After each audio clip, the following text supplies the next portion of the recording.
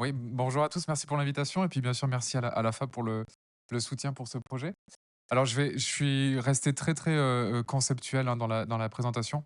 Donc, le projet qui s'intitule, «Émulsifiant alimentaire dans les Mickey, amis ou ennemis», alors c'est le projet, grand public. Le titre un peu plus précis, c'est «Exploration des variations interindividuelles des interactions blablabla». Je vais pas détailler le titre, mais du coup vous allez voir que voilà, j'ai essayé de faire ce parallèle un petit peu, d'essayer de contextualiser les choses et de les rendre assez conceptuelles et bien sûr je serai après disponible pendant le temps d'échange si vous avez des questions un petit peu plus précises. Alors nous, ce qui nous, fascine au laboratoire, un petit peu comme Harry, un petit peu comme Jessia vous l'ont présenté, c'est également, le microbiote intestinal et ses interactions entre les bactéries, virus, champignons qui vivent dans notre intestin et qui peuvent jouer un rôle en santé, mais aussi en pathologie. Alors on l'oublie souvent, hein, le microbiote intestinal, on le voit souvent comme quelque chose de négatif qui peut conduire à l'inflammation. On est là pour parler des Mickey, mais il joue aussi tout un tas de rôles, très, très bénéfiques. Il permet de synthétiser certaines vitamines, certains métabolites, comme l'a mentionné Harry. Il permet de nous protéger contre certaines bactéries pathogènes et nous, c'est vraiment cet aspect, cette double facette, en fait, du microbiote qui nous intéresse. Comment ce même écosystème peut à la fois conduire à la bonne santé ou, dans certaines conditions, à l'inflammation intestinale et à certaines dérégulations métaboliques, comme on s'intéresse au laboratoire. Alors on a plein, donc c'est ce qu'on appelle, hein, le biose que j'ai représenté ici à gauche. Donc le biose, on a un microbiote qui est associé à la bonne santé, avec un microbiote riche, complexe, qui joue tout un tas de rôles bénéfiques. Et à droite, j'ai représenté une situation qu'on appelle la dysbiose, où le microbiote a été dérégulé dans sa composition, dans sa fonction. Certaines bonnes bactéries ont disparu, certaines mauvaises bactéries ont proliféré. Et c'est très souvent dans ces contextes de dysbiose qu'on peut observer l'apparition et le développement d'inflammation intestinale chronique, tel qu'on l'observe dans les Mickey. Alors on travaille sur beaucoup de choses au laboratoire, à la fois dans des modèles murins, à la fois bien sûr chez l'homme, de plus en plus chez l'homme avec des essais cliniques. Et on travaille sur tout un tas de choses, hein. Les prébiotiques, l'alimentation sont des choses qui nous intéressent beaucoup. Certaines bactéries pathobiontes aussi, hein, qui sont, des recherches qui ont été soutenues par l'AFA, notamment au niveau de Clermont-Ferrand. Mais ce qui nous a intéressé beaucoup durant les 10 dernières années, c'est ce qu'on appelle les agents émulsifiants et c'est un petit peu ce dont je vais vous parler, pour le projet qu'on a qui a obtenu le financement de l'AFA. Et bien sûr, on essaie de comprendre comment ces facteurs alimentaires, ces facteurs environnementaux peuvent conduire à la dysbiose, c'est-à-dire comment est-ce qu'on peut conduire à la pathologie. Mais on essaie bien sûr de mettre en place aussi des approches visant un petit peu à prévenir l'apparition de ces pathologies. Et c'est exactement dans ce cadre que le projet que je vais vous présenter s'applique. Donc je vais vous parler, moi, aujourd'hui, plus principalement des agents emulsifiants, comme je l'ai dit. Donc c'est pour ça que je l'ai mis un petit peu en avant ici.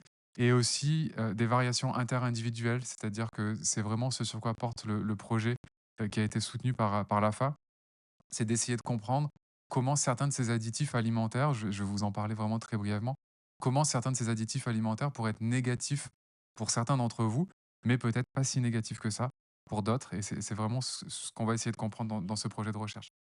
Alors les agents émulsifiants, qu'est-ce qu'ils sont? Alors les agents émulsifiants, ils sont, présents partout en fait, hein. C'est une catégorie d'additifs alimentaires. Donc les additifs sont les molécules qui sont largement utilisées par l'industrie agroalimentaire pour tout ce qui est produits transformés.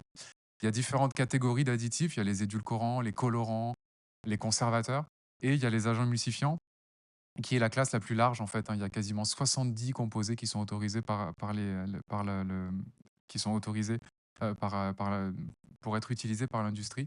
Donc vous voyez une catégorie d'additifs qui est vraiment très, très large et donc d'un point de vue qualitatif, mais aussi d'un point de vue quantitatif. Donc c'est des composés qui sont utilisés à des relativement, fortes doses et aussi en cocktail. Donc si vous regardez les produits transformés, ultra transformés que vous avez, chez vous, bah, vous verrez que très souvent ces agents emulsifiants, il y en a un, deux, trois, quatre, 5. Certains produits peuvent en avoir même jusqu'à 6 ou 7. C'est assez, voilà, alertant. Du coup, on avait commencé cette étude sur 2 d'entre eux, le carboxyméthylcellulose ou CMC et le polysorbate 80 ou P80. Mais depuis, on s'est ouvert un petit peu et maintenant on en étudie de plus en plus. On a fait une étude récemment, on avait étudié quasiment 20, un petit peu plus de 20 même, et on montrait que la grande majorité de ces additifs avaient un petit peu des effets similaires sur le microbiote intestinal. Et en fait, ce qu'on avait pu observer, alors je vous promets, c'est le seul graphique que je vais présenter que je vais présenter aujourd'hui. J'ai décidé de rester très, très conceptuel. C'était dans un modèle de souris qui reproduit un petit peu la maladie de Crohn, ou la rectocolite hémorragique. Donc on parle plutôt de colite chez la souris, hein. C'est vraiment un modèle, donc il y a des avantages et des inconvénients. Dans ce modèle de colite, vous voyez, c'est la courbe en bleu. Vous voyez qu'en effet, au cours du temps, donc on a le temps, hein, sur l'axe, horizontal et on a l'évolution de la colite et l'apparition de la colite sur l'axe vertical. Et vous voyez qu'en effet, au cours du temps, la courbe en bleu, ce sont des souris qui développent des colites. La colite se met en place, c'est normal, c'est un modèle de colite. Donc jusque-là, rien de bien surprenant. Par contre, ce que vous observez, c'est que si on traite ces souris, donc c'est les courbes orange et violette, si on traite ces souris avec des agents émulsifiants, et ben là, on double l'apparition des colites, hein. Vous voyez qu'on passe d'à peu près 40% à 80%. Et en plus, chez ces souris, les colites qu'on observait étaient beaucoup plus sévères par rapport aux souris qui n'avaient pas reçu ces agents émulsifiants. Donc ça, vous voyez, le premier papier a été publié en 2015, donc c'est des travaux qu'on avait même commencé en 2011-2012, donc ça fait plus de 10 ans qu'on travaille sur ça. On a depuis fait plein de publications montrant que c'était vraiment le microbiote intestinal, donc toutes ces bactéries, virus qui sont dans l'intestin, qui étaient ciblés directement par ces additifs alimentaires, de manière à favoriser la promotion de l'inflammation intestinale. Alors bien sûr, se pose la question de la relevance chez l'homme, et ça, c'est des aspects vraiment sur lesquels on est en train, le laboratoire est petit à petit en train d'aller. Les premières études là sont en train de sortir au niveau épidémiologique déjà. Alors épidémiologique, c'est-à-dire c'est des liens de corrélation, donc on n'est pas du tout dans le lien de cause à effet, on est vraiment dans des analyses de corrélation, notamment en lien avec la cohorte Nutrinet Santé pour ceux qui connaissent. Et en fait, au sein de la cohorte Nutrinet Santé, ils ont observé que les nutrinotes, donc c'est les participants de la cohorte Nutrinet Santé, qui consomment plus d'agents émulsifiants, eh bien, ils ont un risque accru à développer maladies cardiovasculaires et aussi certains types de cancers. Et il y a une étude qui va bientôt sortir qui montre aussi l'association avec le diabète de type 2. Et il y a d'autres études en cours, notamment dans cette cohorte Nutrient Santé, où on essaie de regarder justement le lien avec consommation de ces additifs et maladies inflammatoires chroniques de l'intestin. Mais comme je le disais, ce sont des liens de cause à effet, donc on montre vraiment le lien entre la consommation de ces additifs et la mauvaise santé, qu'elle soit métabolique, associée au cancer ou qu'elle soit inflammatoire. Mais ça ne veut pas forcément dire que l'un conduit à l'autre. Donc ce qu'on a fait, on a fait une première étude il y a quelques années sur les agents émulsifiants en particulier, où là vraiment, c'était une étude qu'on appelle, j'imagine que vous avez déjà entendu le mot, une étude en aveugle, double bras randomisé, c'est-à-dire qu'on avait deux groupes de patients, les patients ne savaient pas forcément ce qu'ils recevaient, etc. Et du coup, on a testé quel était l'impact de ces agents émulsifiants à perturber le microbiote et à induire l'inflammation. Et je ne vais pas vous présenter les résultats qu'on a obtenus, mais les résultats, j'ai essayé de les synthétiser ici. En fait, ce qu'on a observé, c'était des résultats qui étaient très, très hétérogènes au niveau des patients qui avaient reçu les agents émulsifiants. Et en fait, on a observé que certains d'entre eux, on leur donnait des agents émulsifiants, il ne se passait pas grand-chose. Certains d'entre eux, on avait vraiment une réponse du microbiote et potentiellement une réponse inflammatoire qui allait se mettre en place. Donc c'est vraiment ce sur quoi désormais on essaie de travailler, on essaie de comprendre. C'est d'essayer de comprendre, est-ce que ces additifs sont vraiment mauvais pour tout le monde? Ou est-ce que on peut avoir un microbiote qui nous rend plus ou moins sensible, plus ou moins susceptible à développer une inflammation intestinale chronique si on consomme ces additifs?